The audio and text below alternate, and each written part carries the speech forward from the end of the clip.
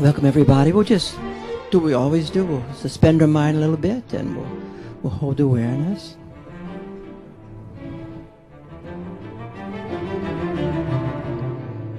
We'll extend through our bodies.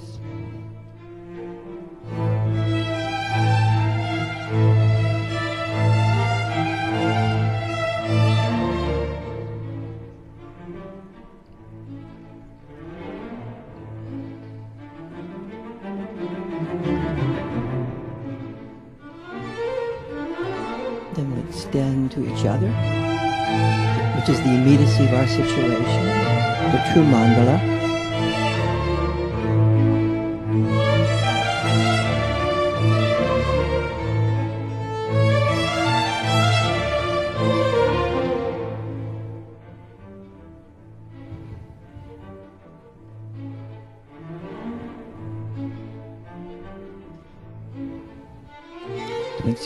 Extend to the generational field, ancestors.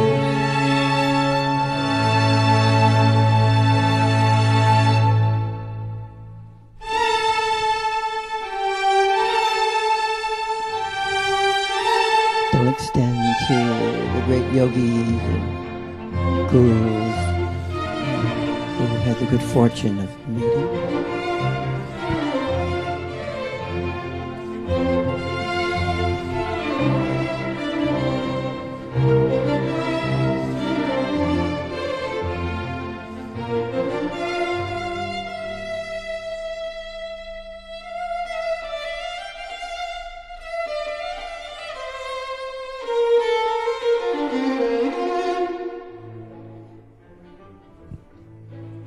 Will extend to the different traditions and lineages that we have participated in.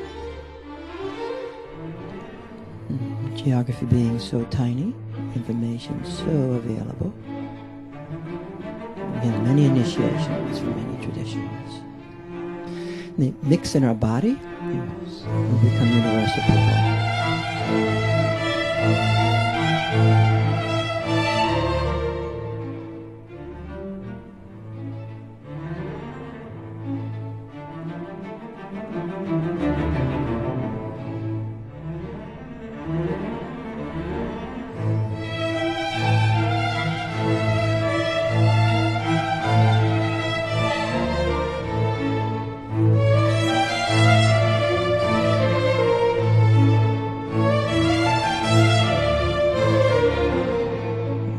Extend to that dimension of our own awareness, which is so ineffable.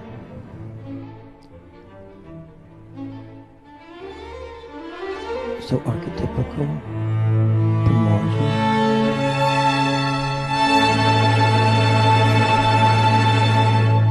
The deities, Devas Dakinis. Extend to the Divine Mother in her many forms.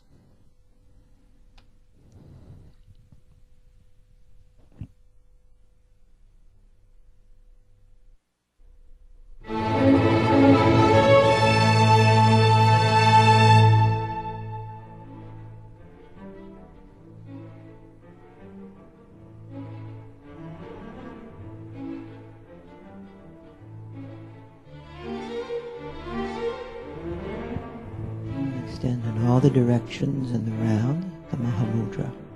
Every direction. And bound.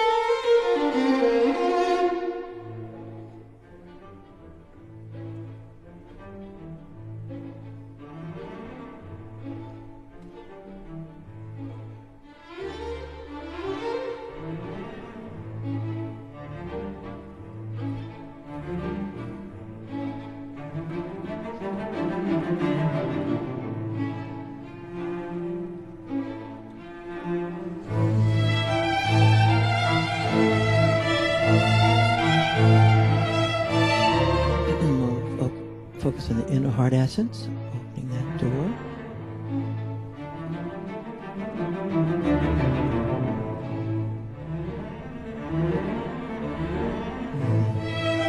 The drops of awareness.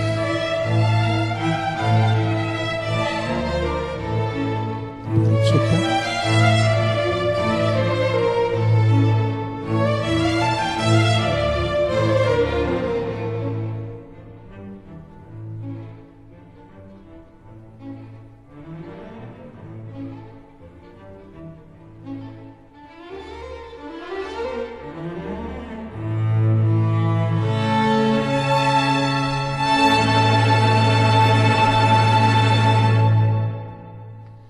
We can turn the music off now. And we'll just stay in the awareness state. Glad everybody here today. It was quite a 3 weeks, huh? Like a fruitional moment.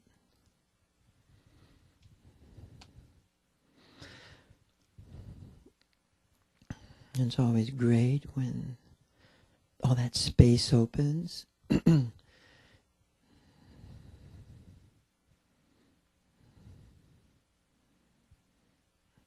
And that space illuminates so much experience.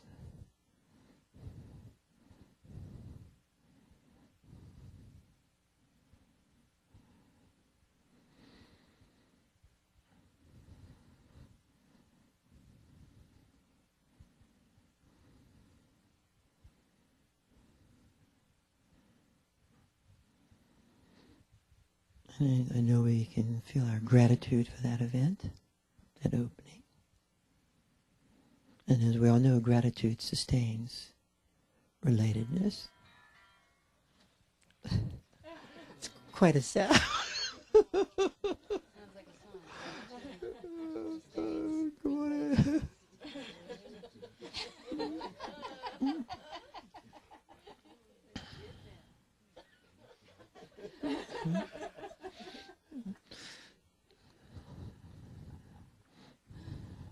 And anytime all that space opens, also clarity in the light of our own experience becomes clearer. Space and clarity. So we're going to stay in awareness for a little while, and the Lama Tene Norbu was also the person. There were a lot of things he was finishing up, and one was the Gurdapa Tantra. He was the person who was behind the Gurdapa Tantra being done and completed, and all happening around the same time. So we'll talk a little bit about the Gurdapa Tantra this morning, and our theme is awakened awareness and the awakenedness of phenomena. So Gurdapa Tantra, which is the essential Tantra, the Nyingma tradition, which is the old tradition, and the one on there's another one on the goddess, is the Tantra of awakened awareness and awakened phenomena.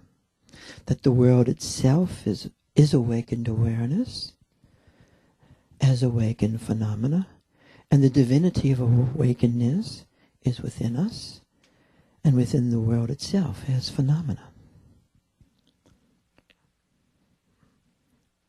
So, awakened phenomena, awakened stuff. And there's no separation between being itself, the beingness itself, and the phenomena of all the beings. And that all beings are the manifestation of pure being, pure awareness. It's powerfully incarnational and eminent.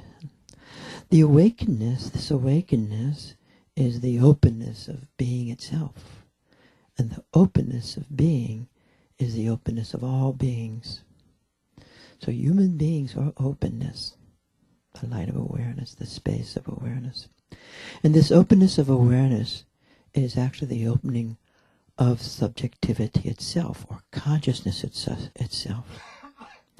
This openness allows us to know and to experience both within and around us, to know directly gnosis, what some call intuition. And also, indirectly, through words and letters and symbols. This vast openness allows us to communicate directly through, and also indirectly through the mediated language. This openness of our own there-ness, and also sometimes called the great expanse. So there is this vast expanse, and it is like contained, parceled in you and me and all creatures.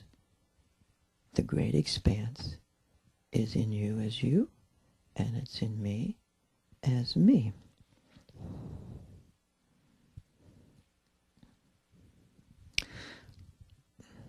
So the beingness of all the beings is openness, or sometimes emptiness, or spaciousness, or void, different words. And from within being, all the beings are brought forth.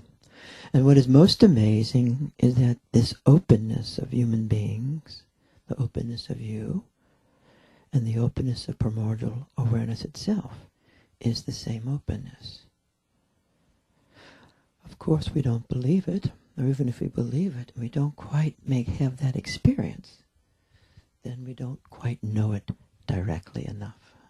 But the primordial openness is the openness of our own awareness. The openness of primordial awareness manifesting itself both in the openness of the person and in the circumstances of the person. A person is openness personified in a particular mind and body, in a particular time, space. Isn't that amazing? To really know it, to feel it, to experience it. Now this openness is a clearing. It's a luminous clearing, meaning it's knowing. A clearing, it's a knowing clearing. The clearing of the openness of primordial awareness actually gives itself as human beings to human beings as us. There's a givenness, huh? Humans, us, are the guardians of this openness. We sort of know about it.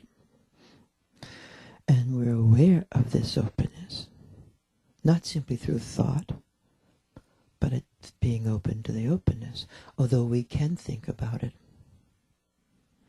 I'm going to get a little distracted just for a few minutes and say a few things about this openness as, as being you and I, as being the self, if you want to call it the self. But it's not a thing, it's not an entity, or being a subject, the knower. But it's not the same subjectivity of our mind, which is much more contained. That's why when we become aware of awareness and we allow awareness not to be so located in the mind, we can then have the experience of our own awareness being primordial awareness itself as it manifests.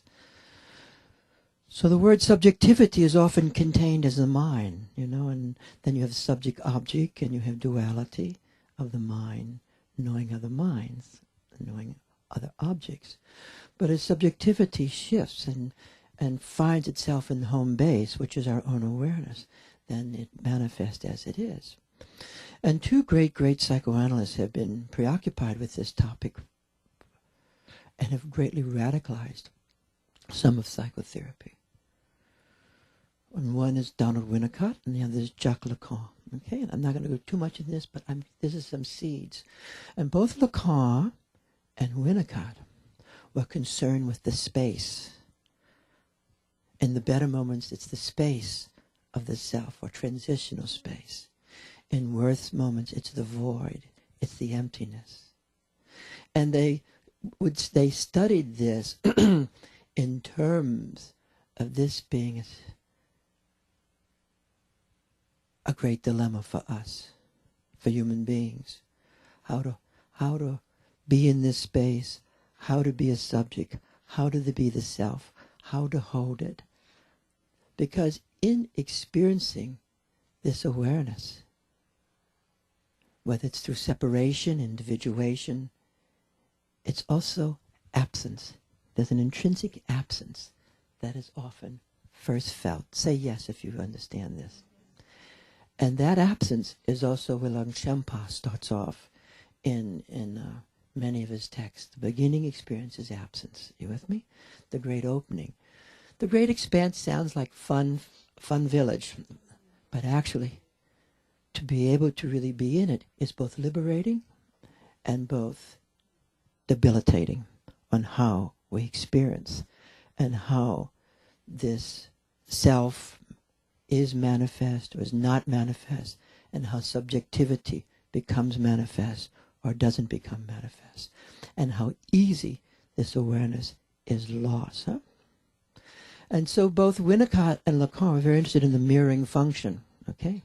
Because there is mirroring helps. Just like in meeting yogis, it helps when the and companions is when the field of awareness is resonated to, is mirrored, is resonance, right? Resonance is mirroring. The same thing as we grow up. But mirroring has two sides. One, Winnicott was on the positive sides of things. Lacan, being French, would be on the tragic side of things. Romantically tragic, okay? Any French people here? Okay. So, that's right. So the mirroring plays a role, just like symbols play a role in mirroring, and we each play roles in mirroring with each other, and what is being mirrored and what is being known, seen, the invisible becoming visible. So Winnicott was interested in some of the positive aspects of mirroring. The mother's gazing into the child actually helps awaken awareness helps awaken in the child the awakening of awareness naturally. All this is natural, okay? And for Lacan, the mirroring was a debilitating thing, because the mirror, you would identify what others are mirroring in you, and you lose your own subjectivity by the fact that you're being mirrored by other people and by their mirroring, their attributions. And there's two sides to this. Raise your hands if you're making sense. The only reason I'm touching this now, we'll touch this more as we go along, starting to try and integrate more psychology into our story, is because we're not quite talking about the mind, the vicissitudes of the mind at this level. And And not that the mind's not important in all this, but this very level is so foundational, and yet it is not easy. So this is not all. As I read this paper, it really sounds very good, primordial awareness. But primordial awareness is a highly difficult gift for all of us to bring it into being and to hold it. You guys follow what I'm saying here? And yet, what I like about thinking this way and understanding this way, it actually makes all this totally naturalistic, completely natural, and it brings the naturalistic into. It makes it more at home that way. And that's why when people do ever feel the awareness of awareness the first time they begin to experience, the constant statement is, I feel at home now, you know? And actually Winnicott has a very fine book wrote near the end of his life on home, okay? On being at home. So I'd like you guys to consider that I may ask you sometimes to be reading ahead now, to read some of Lacan, Winnicott, and I'll tell you certain specific things. Just planning, this is where I'd like to be going. We started and we got distracted. I'd like to go back to this and to start thinking because they're therapists and yoga teachers, we're all in a helping profession, to think a little bit this way. And what people like Lacan and what people like Winnicott have to offer to the mystic life. Okay? You guys follow what I'm saying? Actually, I have a little fantasy too. I just got a little email from a person who I like, Michael Egan, who's a friend. But he knows a lot about this also, you know. And I would like maybe sometime to invite him here. We might do that. And we'll have something like, as we get a little more prepared, might have him come here sometime. We can do that. You guys follow what I'm saying? Great. That would be a lot of fun. So, we'll proceed ahead now. Not too distracting, I hope. So human openness is not the whole of openness. We're like locals of openness, and yet we belong completely to the openness. And people like Herbert Gunther and Trungpa, when it comes to the word sunyata, which can be interpreted as void, emptiness, spaciousness, openness, they think and openness is the most sublime interpretation. And yet they all are valid because experientially, sometimes it is the abyss. You with me? The abyss beneath depression, the abyss and fragmented states and all that. And sometimes it is vast spaciousness, and sometimes it is pure openness. So the actual language itself that's translated, actually, I think, bespeaks the nature of primordial awareness itself, both in its luminous side and its dark side. You follow what I'm saying?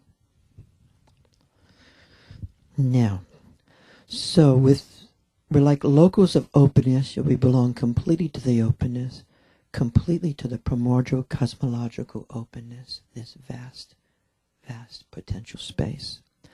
So our openness belongs to the sea of openness. And many of the Dzogchen techniques are built out of this, being the sea, being the sky, being the space, where you can feel your own openness as the openness. And human beings are the guardians of being and guardians of the openness of this great, vast, mega universe. To experience this openness, which really was taking place a lot the past weeks, this space, this clearing is radically transforming. To experience the sea of openness frees us from the concreteness of our own mind and body. And it frees us from the density of experience, the density of the mind, and even the functions of the mind. Because the functions of the mind, as they're held in this space, become infused and luminous and clear, and in that oneness, the mind becomes more what it can be. Thinking becomes what it can be.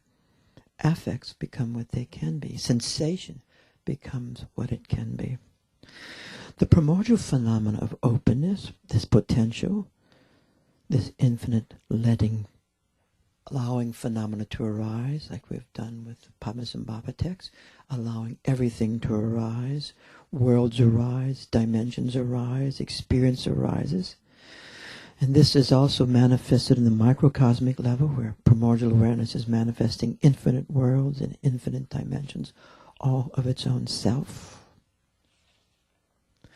And this is also manifested microcosmically in us, as all these different dimensions arise in our own world. Our own dimension has infinite thoughts, an infinite range of experience, unbound openness with the entire range, from the palace to the charnel grounds, all arising within our own being and bodies.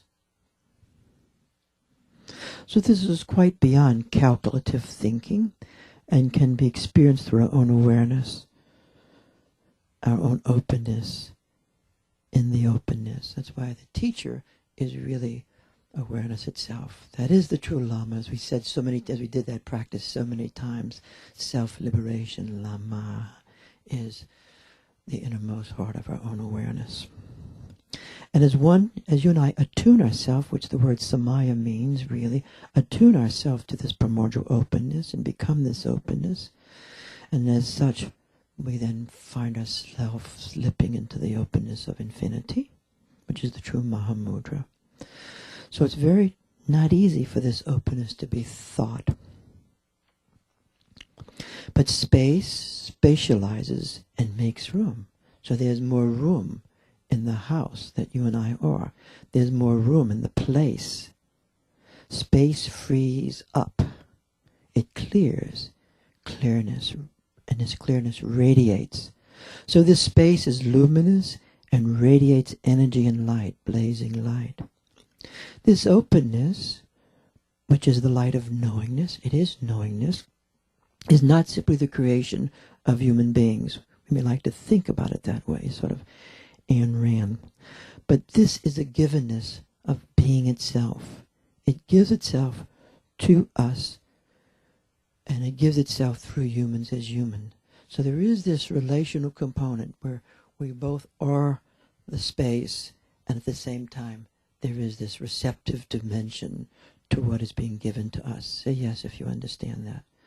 And that's why you can switch from both sides. You can 1 minute be completely it, and another moment you feel the givenness of the phenomena. Are you with me? And of course out of that true devotion arises in gratitude. But it does have two sides to it. Both being and given at the same time. Because that which is given is ultimately you. That which is you and I are ultimately the Dharmakaya manifesting you and me. Very weird. But ultimately, in the true sense, in the vertical sense of this phenomena, I am manifesting me. Not me as mind, as some would think, right? Not so. But myself as primordial awareness and you as primordial awareness are manifesting. Not because there's no personality there, but primordial awareness manifesting all of us as us. You follow that?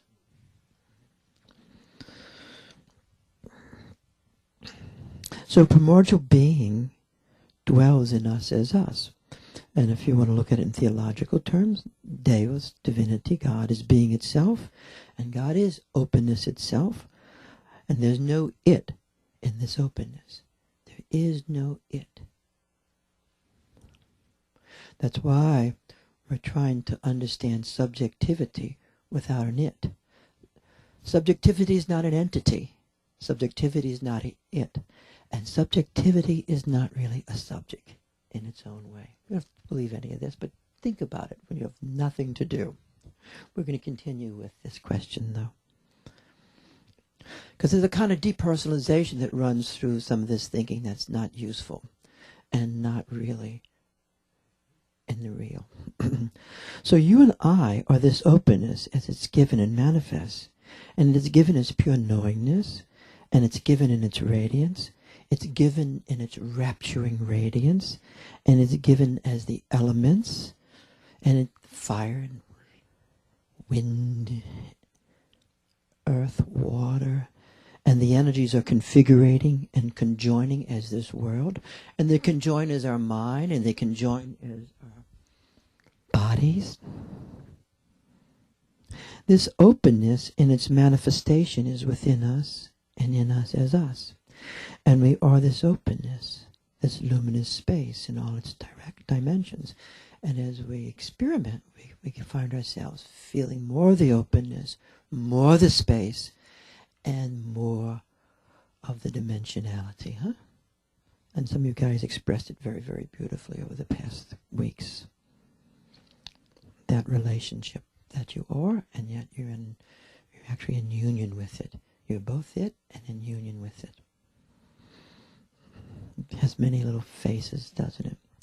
So the archetypes are us, and we are also the archetypes, this archetypical dimension, the primordial configuration of the energies and the elements. And this is truly interbeingness or drama or the action of oneness between us as Nirmanakaya, us as Sambhogakaya, and us as the Dharmakaya. One house, 3 floors, but one house nonetheless. In this way, the entire experience is personal or subjective. As the Kaya is open experientially, the subjectivity of knowingness and its manifestations are present, and yet it is a subjective world without a subject, or its subjectivity that's not an entity, huh? Human beings are both, aren't we? We're both are little entities, little heads, toes, ears, brains, and yet there is knowingness. Aham, I am. Right in the very heart of the white Tara. Healing is aham, I am. Openness is subjectivity, but not necessarily, it's not an entity. Openness is awareness. It is your awareness that brings you into subjectivity. You mix a mind and a body, time and space, generational field, and there's a person, knowingness. And you and I can actually see awareness in each other. We can, when you can gaze into yourself and you can gaze into another, it's not that something's there.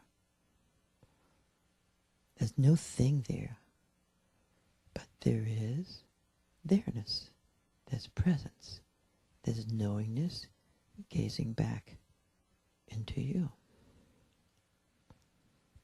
Awareness, inside to inside, directly. Yet this subjectivity, it cannot be objectified and can never be objectified. Awareness can never, ever be objectified. Yet this subjectivity is not the subjectivity of the mind or thinking or body. But through the mind and the body, it can be pervaded by subjectivity as primordial awareness. And we feel that. Sometimes initially we feel no awareness, then we start feeling this awareness in us, and it's sort of like in a cabinet. You know, there's a famous story about a person in a cabinet. You're like in a cabinet. You're like a little cabinet, and the awareness stops at the edge. Then slowly it starts permeating your knee, and starts permeating your body. And then you start actually becoming embodied awareness. It doesn't just happen automatically. And then you start feeling it coming through your whole body, and then it starts going beyond your body. Huh? You guys following this?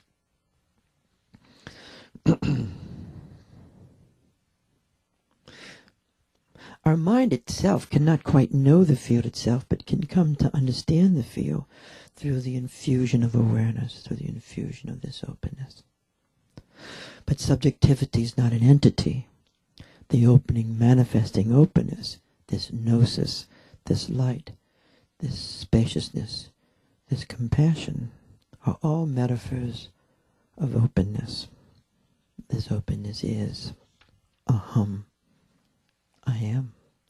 Is subjectivity without a subject, And this subjectivity is manifested in the subjectivity of all the creatures. This I is given. This I is not the aggregates. It's not thinking, feeling, sensation, memory. It can be in the aggregates. It infuses the aggregates. The aggregates are its vehicle.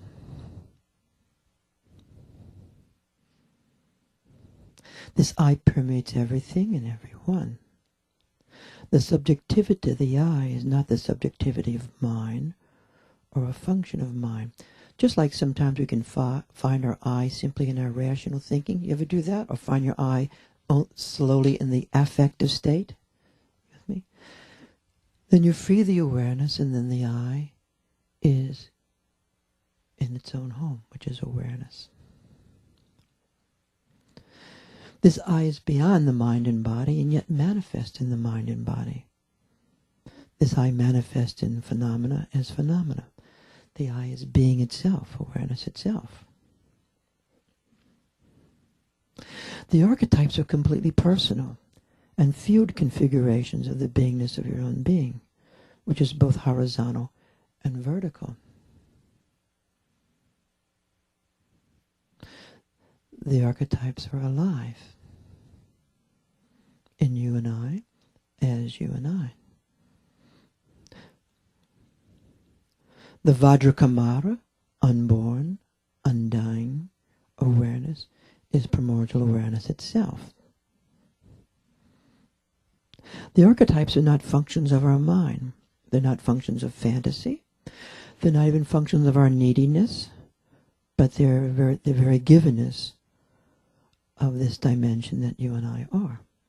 Sambhogakaya dimension, vortexes, energies, elements, primordial qualities. The alike dimension is not simply Nirmanakaya traces, but also Sambhogakaya traces. Some of us have a certain affinity to certain of the archetypes, life after life, and death after death.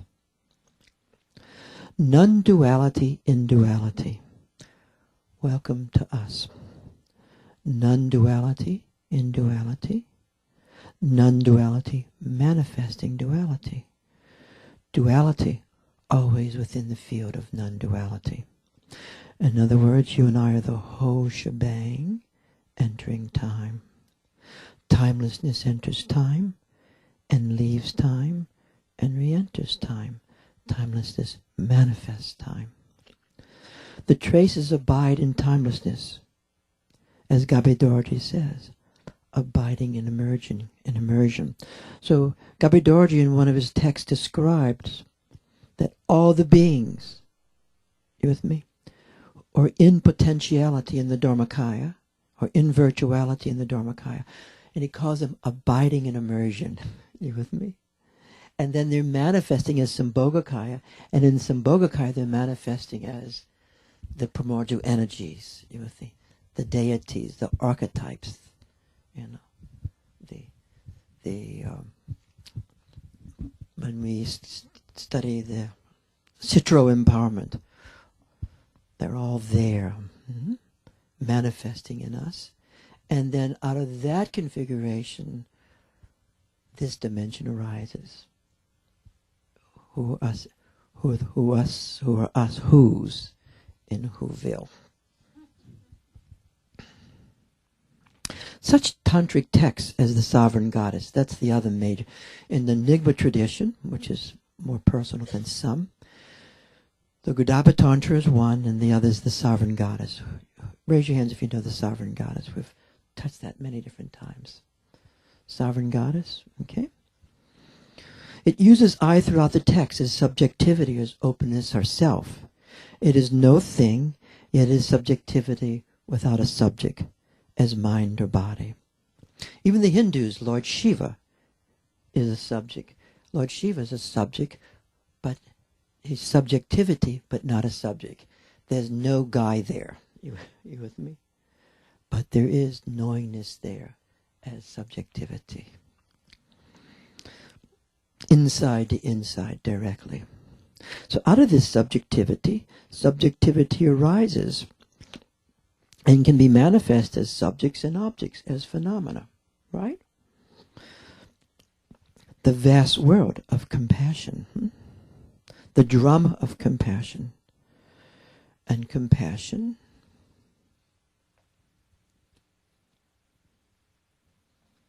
is personal in a certain profound way. Just as the heart drops are personal in a profound way. They're not things. There's no thing to us whatsoever.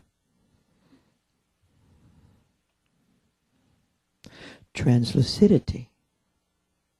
The translucidity is subjectivity, openness. Do you think you can see translucidity in a person? Do you think you can see translucidity in a person?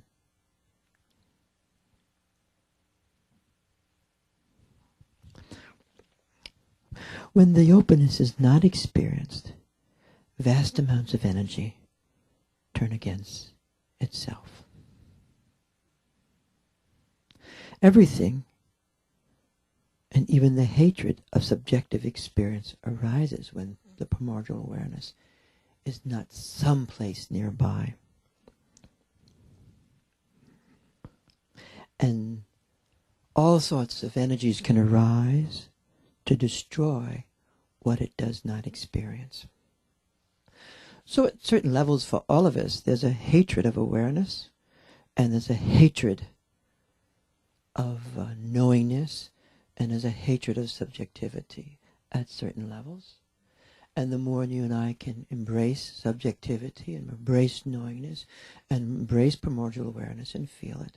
And I don't mean you have to use stupid words like this to do this. This is just this is spending time. You don't have to know anything about Buddhism or Hinduism, anything, to be a vastly great, compassionate being, right? We all know that, right?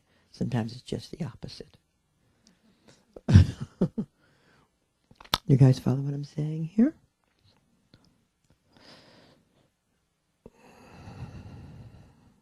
That's why it's really good to have a balance in yourself of fierceness and kindness. Because if you only have kindness and you haven't balanced out the fierceness aspect of this, the very goodness can provoke shit for you. Say yes if you understand what I'm saying. And the great yogis, Padmasambhava, Yeshitogo, and coming through this, Swami Muktananda and others, do not think they understand the world is pure. They understand it completely, the purity of phenomena. And yet to hold the purity of phenomena, you have to hold the fierceness of the purity and the necessity of releasing people from their postures to do harm. Okay? You guys follow this? This is very important. Or you can be unbalanced on this topic and suffer cruelty unnecessarily. And a lot of times people go through this who are very good, and they experience cruelty, and they learn this powerful, powerful lesson. And then they release themselves, and then they hold both the beneficent and fierce goddesses in them. And they enter into oneness with each other. Raise your hands if you understand this. And we're not talking about rage, the impotency of rage. You with me? The impotency of rage at times is hating what is not there in your own self. Say yes if you understand what I'm saying. Okay? So now we're going to talk about the liquidity of the drops. All these texts are very disguised at times when you read them. You may think you're reading about A, but actually you're reading about B. And they're often disguised, okay? And the drops are often disguised language too, okay? Open that boring you guys right now, okay? So the drops are very important, and to feel the drops arising in you. So first of all, the drops are not sexual drops, okay? Though sometimes it's spoken about that way in certain of the tantras, Havadra Tantra, things like that. That is not the essential way. The essential drops as the bodhicitta are the heart drops of the Dharmakaya. Say yes if you understand this, okay? Now, the heart drops, and you also see this in the Christian Gnostic traditions, and that's why Herbert Gunther would, not Herbert Gunther? Yeah, the writer would speak about the Gnostic Christians influenced Dzogchen a lot. The light, the drops. So in the Christian tradition, the heart drops of Jesus were very, very important, okay? In the Gnostic traditions, but also in the Dzogchen traditions, the heart drops are the heart drops of the Dharmakaya, or the bodhicitta, and it's the bodhicitta that's formed, that primarily starts to come through the human heart. It's extremely healing, and it is a liquid, viscous, subtle liquid, viscous and sometimes physical manifestation of the great compassion. Say yes if you guys understand that. Now, sometimes it can come through the whole body, right? Sometimes it can come through the navel. Sometimes it can come through the sacral centers. Sometimes it comes through the wrists. Sometimes it comes through the whole body. You with me? And that is really a great, great blessing to have that arising for yourself and moving through your body. And it's actually something to have an aspiration for. We'll sit for a minute, close our eyes. So there's liquidity in the mouth, and Dr. Yan would call it the golden drops, and he also described it in other areas also in the body. There's drops in the wrists, and drops from the fingertips. There's drops from the heart essence. They literally are the body of light, and they're very powerful in that they are a way of transmitting awareness and consciousness from one being to another. We'll sit for a little while.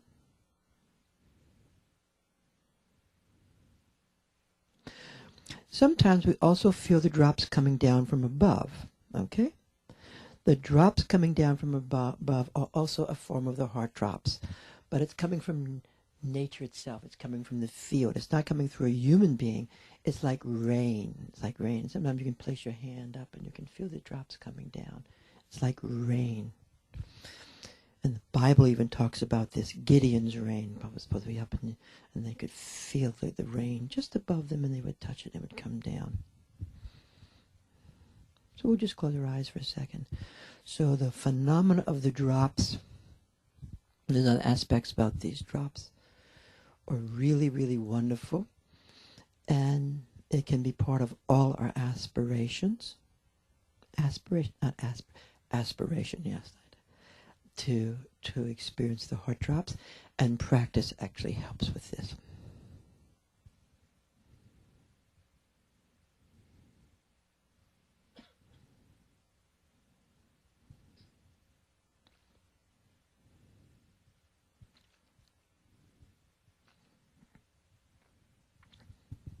So even when you're meditating a lot, or like a week like we just been going through, you can actually use your own saliva as drops. You can, hold it and swallow it.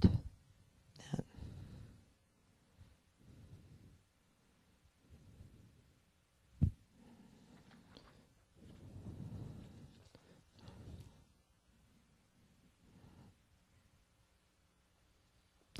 So in this non-dual tantra, the definition of Ati Yoga is the very nature of the unborn, of everything. And this is what is meant that all phenomena are primordially awakened. And then we all experience both samsara and enlightenment, by nature primordially awakened.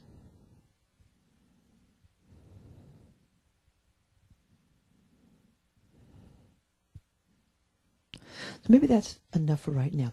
So I'd like us to split into little couples right now, okay, if you don't mind. But staying in awareness, we're just going to change for a little while.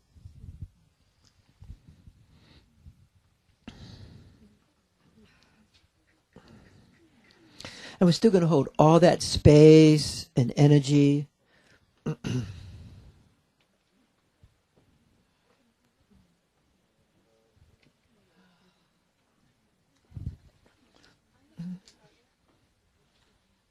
If you're new here, you should sit with someone who's been here a while.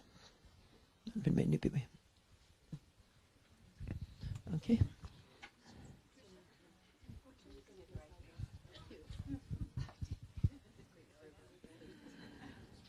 So let's hold awareness for a minute here, guys. Let's extend to each other.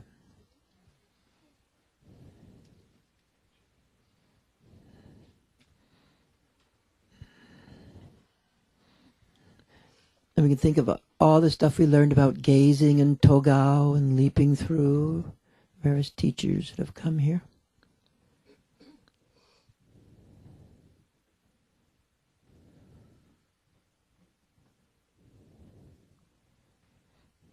I would like you to discuss for a while about in awareness, holding awareness, and transmitting awareness to each other.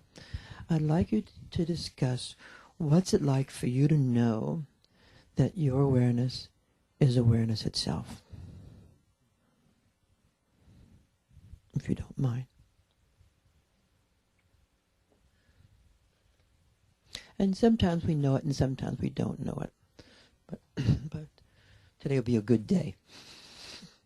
What's it like to know that your awareness is awareness itself? And it literally is your awareness. And there's a difference between your awareness and my awareness. Just breathe for a moment. But it's an inconsequential difference. But there's a difference. Because this world is filled with difference. Just look around. It's difference, but it's not essential difference. But there is a difference. It's just not essential difference. You follow what I'm saying? So we don't have to deny difference here, okay? A lot of group people like to deny difference, and then they can be in oneness, okay? You have to watch out for buses, okay? So,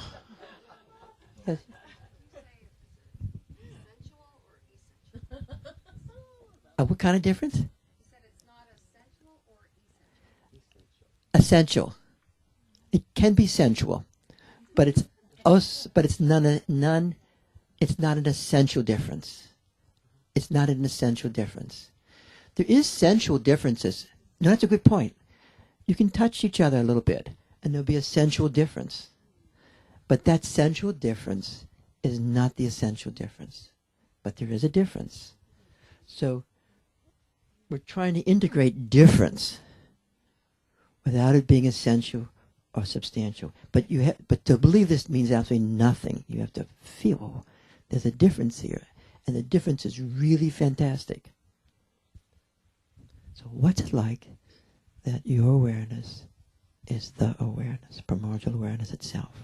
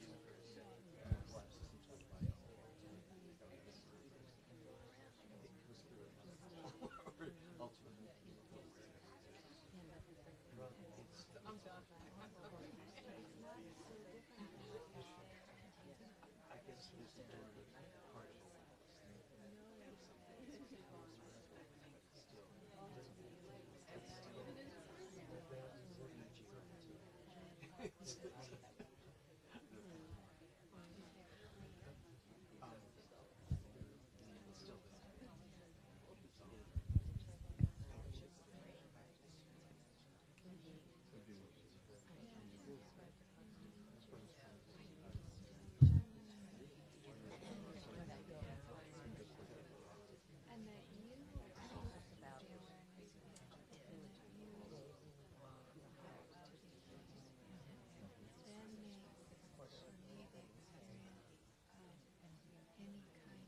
for me the experience of any kind of edginess.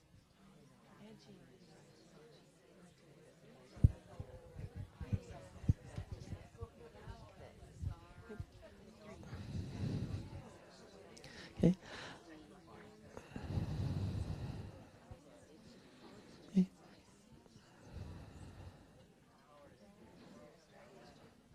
Can we have you pause for a minute, in about a minute, guys?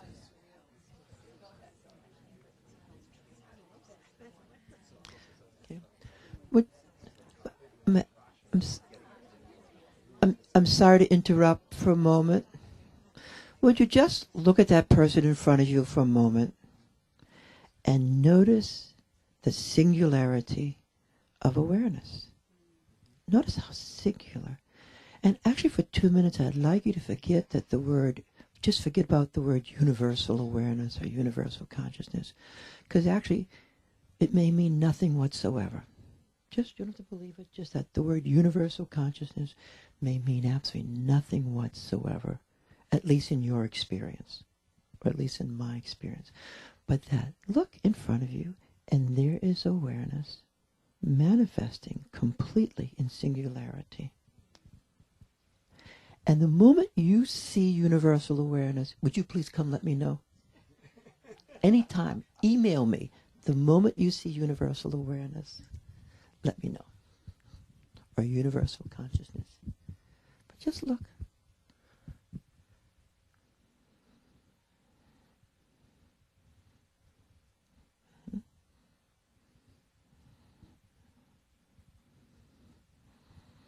Can you see the knowingness?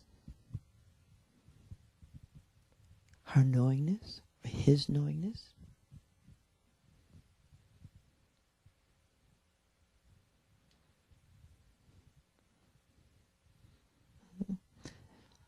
Can you see it in the flesh? Through the flesh?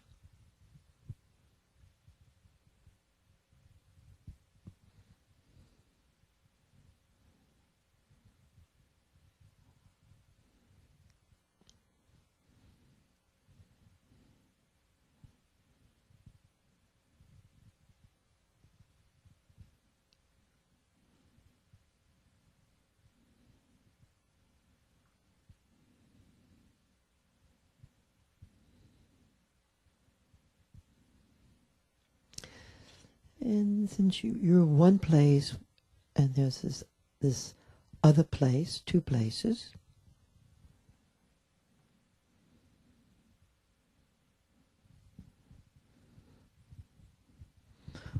notice what it's like to look at her or him as a place manifesting.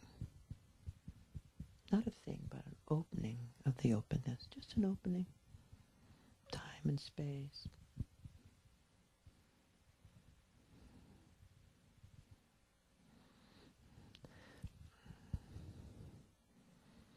And as you feel Vajrakamara in your own body, the unborn, undying awareness that is you, it's very paradoxical. Notice if you can actually experience that in that person also.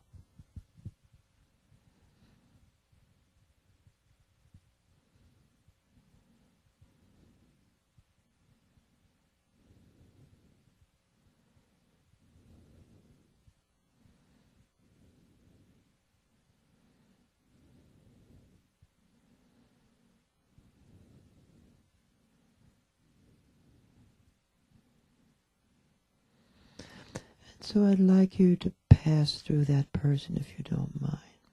Extending yourself, if you want to use that word, or just passing through.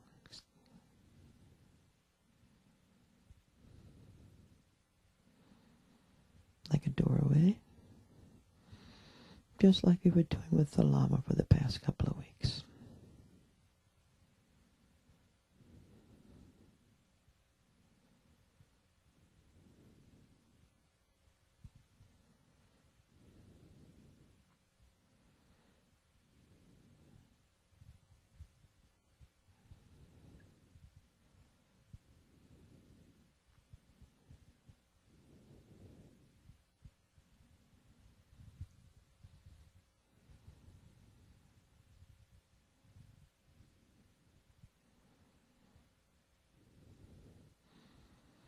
And as you're passing through, if you wouldn't mind opening up the inner heart essence a bit.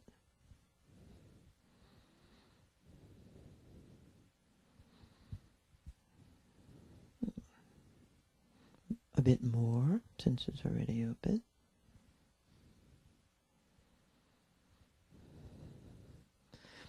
And with the heart drops at times, sometimes they come naturally, but sometimes it's an aspiration.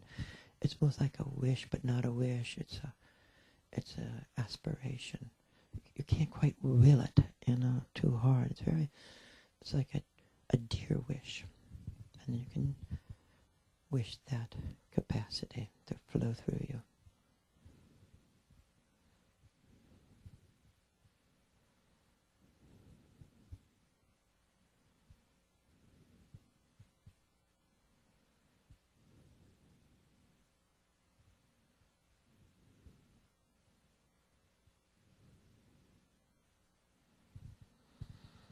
And then we'll meditate a while, either with our eyes open or closed.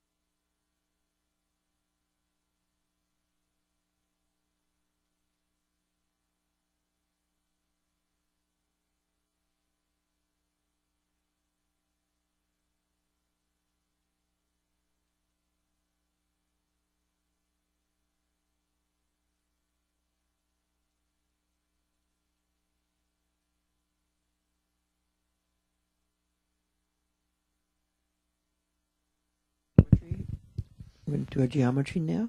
But sometimes it's really not good to throw the baby out with the bathwater.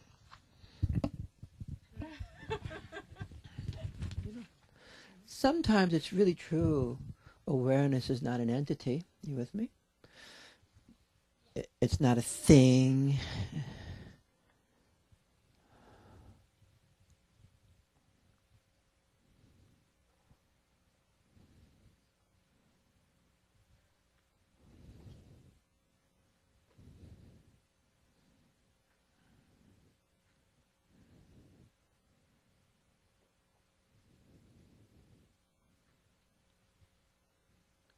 So we'll form our geometry now, okay? And it's true. Some people think the self is a substance, you know. But actually, it's neither a thing nor a substance.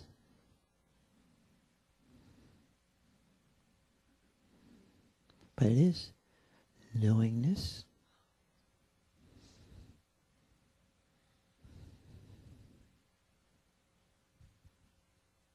In time and space.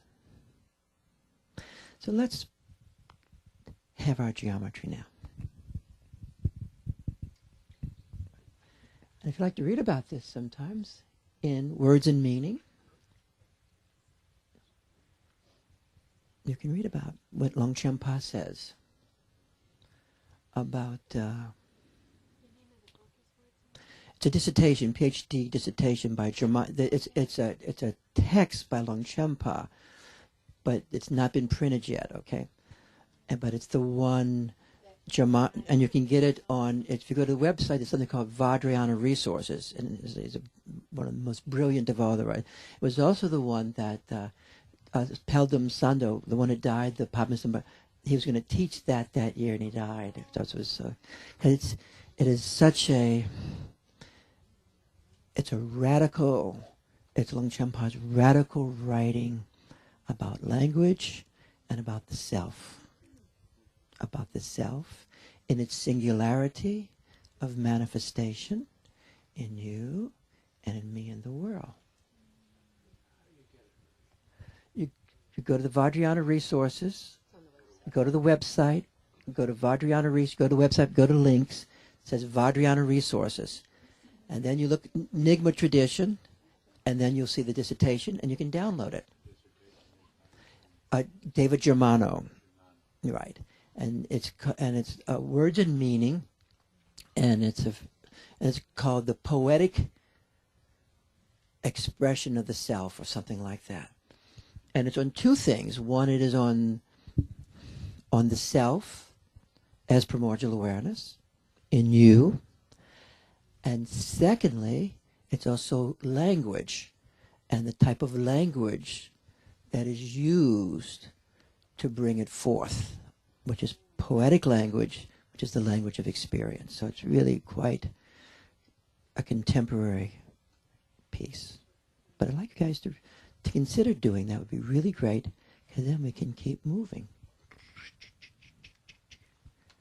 Because understanding actually helps us not live in an aphasic state. Totally serious. Understanding helps us not live in aphasic states.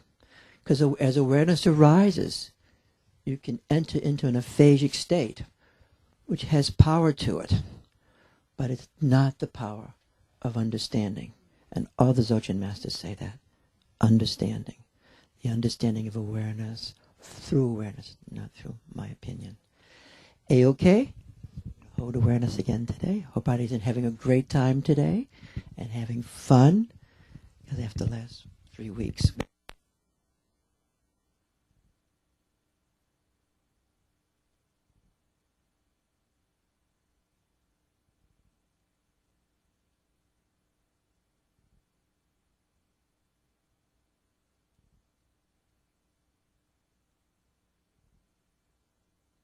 That's where I want to go. Or Argentina.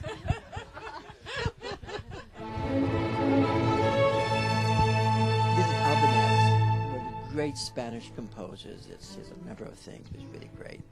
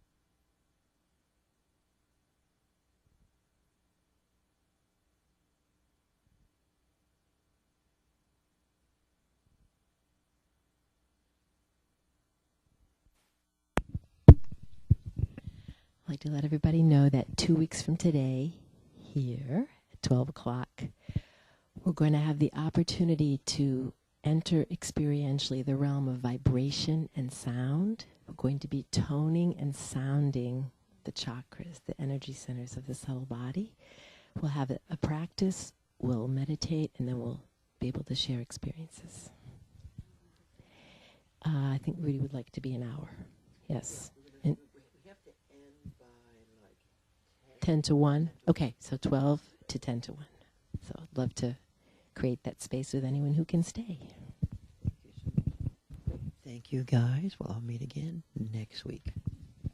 And Lama Norla's coming here on the 4th or the 5th or the 6th. It's that weekend. He'll probably come on Friday or maybe even Thursday. He'll be May. And he'll be here all day Saturday. In the morning, he will do the Citro Empowerment. Huh? And then the afternoon, he'll talk on the Bortle States. And then Sunday morning, he'll talk on the Bortle States, also death and those transitional moments. He's really great. Great empowerment.